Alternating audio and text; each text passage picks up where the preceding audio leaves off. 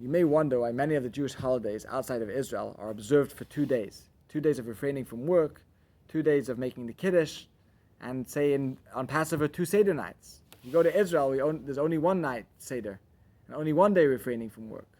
Why is it different in Israel and outside of Israel?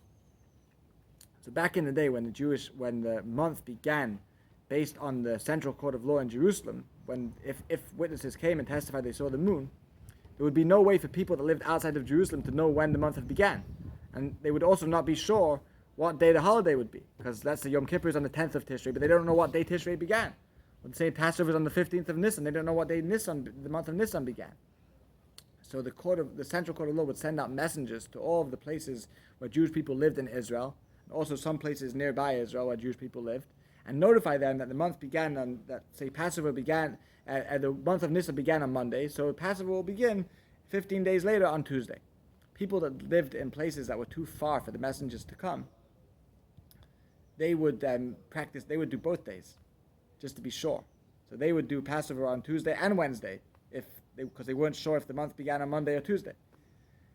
So we continue it's minhag Avosenu b'Yidenu. We keep the customs of our forefathers. So we continue to celebrate the holidays as they were in the places where, back then, in those places. So in Israel, they continue to do 1 day.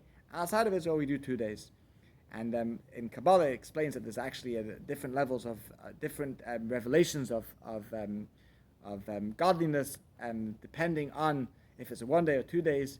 And we feel into that energy by celebrating according to our place. Thanks for watching.